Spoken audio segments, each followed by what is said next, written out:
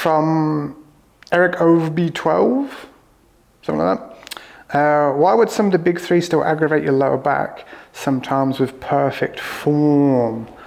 So it depends. There's a lot of potential variables in there. Also, you've used the word perfect.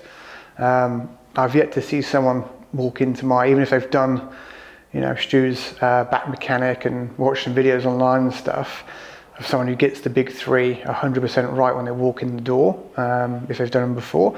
And quite often with back issues, the battle is you haven't really, when the back's really bad, in particular, even 95% correct is 5% too much error that's going to cause a problem. Like we're looking for, the standard is every single rep is 100% correct. Now, I'll let you in a little secret. The reason why, and I've been told this before, I'm good at teaching the McGill Big 3, I do teach it slightly differently to everybody else, is because I learned them under different circumstances to most other people learn them. Most people learn them when they've got a mild back issue, or they've gone and done one of the courses, maybe never had a back issue in their life, or say they didn't have a back issue when they were learning them, and they sort of got away with getting it adequate, like say 70% correct. When I was learning them, which was when my back was horrifically bad, if I made a mistake of even a millimeter on any of those 3 exercises, I would get searing pain and wouldn't be able to move for like 20 minutes afterwards. So I learned the hard way that you have to get it 100% right. And I always guarantee you, if you're getting pain from them, you're making a mistake somewhere. And those exercises, everyone sort of assumes they're quite easy and simple and low level. Especially if you're trying to learn them from just a book. We have sort of figure A, figure B.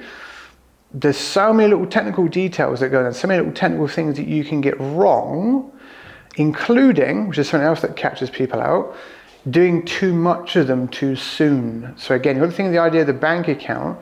Even if you get those exercises 100% correct, unlikely that you are, but you might be, let's play devil's advocate. If you do too much of them too soon and over fatigue yourself, it does drain your bank account slightly and sensitize you to pain.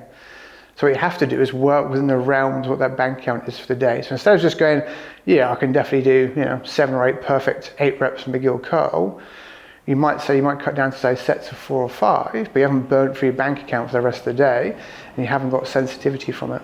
So again, the clue is if you've got sensitivity on those exercises, you're probably doing them wrong, or you are doing them wrong, and there's a few reasons why that could be.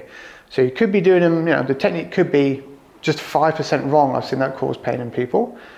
Could be doing too much of them, or the other things, you might not be ready for them. So when I train people, I look at it as like I've got to develop a little recipe for each person that comes in the door. I can't just shotgun the same exercise at people in the same order. It doesn't work like that. So for example, especially in the past 5 years or so, people's upper back and neck and shoulders have become much more of a bigger problem than they used to be. Even to the point where they'll come in with a lower back issue, because the upper back is so chewed up, I can't give them the exercises yet to do the lower back stuff. Like for example, a side bridge just sets their shoulder off. There are like sort of regressions from side bridges, but the real answer is that 9 times out of 10, if you can't do a side bridge because their shoulder is a problem with the upper body. So what I need to do is take a detour, work on the upper body, get them fit enough to be able to come back and do a side bridge, if that makes sense. And even if you were completely fit and they can do the exercises, I guarantee their exercise routines between 2 people will not look exactly the same. For example, some people might do a very traditional approach where we'll do McGill curls and side bridges in week 1. They feel pretty good, they've got the hang of it, and then we can introduce the bird dog, and then I can do hip restoration with glute bridges and things like that. Other people, it's like I literally just, day 1 is just doing some glute squeezes and glute bridges. There is no core stuff because I can't get to it yet. And then I go back and add in the McGill curls and the side bridges and the bird dogs.